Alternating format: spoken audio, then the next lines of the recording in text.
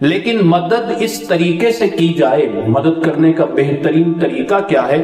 اس طریقے سے کی جائے، آپ اس طرح مدد کریں کہ جس کی مدد کی جا رہی ہے اسے یہ محسوس تک بھی نہ ہو کہ آپ نے اس پر کوئی احسان کیا ہے، اور آپ کا احسان کوئی ہے بھی نہیں۔ یہ بات آپ سب ذہن نشین کر لیں۔ ہم اگر کسی کو کچھ دیتے ہیں، اللہ کی راہ میں کسی کو کچھ دیتے ہیں، تو ہمارا اس پر کوئی احسان نہیں ہے، احسان تو اس کا ہے جو ہم سے قبول کر رہا ہے۔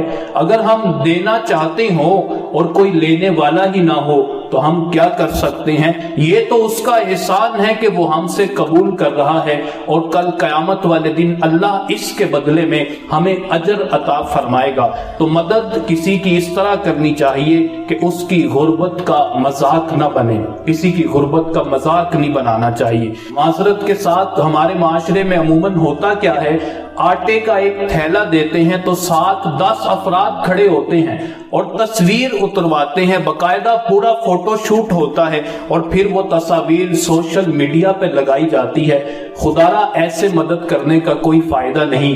اس طرح مدد کرنے سے بہتر ہے آپ مدد نہ کرو۔ کسی غریب کی غربت کا مذاق بناتے ہو، جس شخص کو آپ دے رہے ہو کبھی ذہن میں یہ خیال آیا کہ وہ بیچارہ کیا سوچ رہا ہوگا، اس کے جذبات کو کس طرح سے ٹھیس پہنچ رہی ہوگی؟ اور کبھی آپ یہی سوچ لیں کہ اللہ نے آپ کو دینے والا بنایا ہے، اگر آپ بھی لینے والے ہوتے تو کیا کرتے؟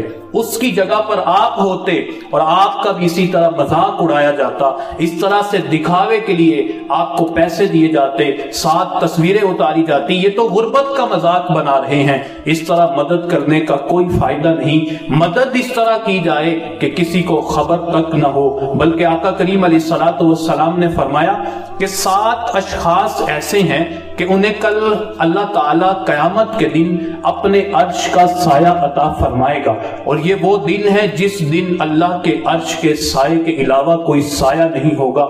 فرمایا ان 7 اشخاص میں سے جنہیں اللہ اپنے عرش کا سایہ عطا فرمائے گا، ان 7 اشخاص میں سے ایک شخص وہ ہے جو اللہ کی راہ میں پیسے خرچ کرتا ہے، جو کسی غریب کی مدد کرتا ہے، جو صدقہ و خیرات کرتا ہے، اور اتنا چھپا کے کرتا ہے کہ اس کے بائیں ہاتھ کو بھی نہیں پتا ہوتا کہ اس کے دائیں ہاتھ نے کیا خرچ کیا ہے۔ تو کسی کو دینے کا بہترین طریقہ یہ ہے کہ آپ چھپا کے اس کو دیں۔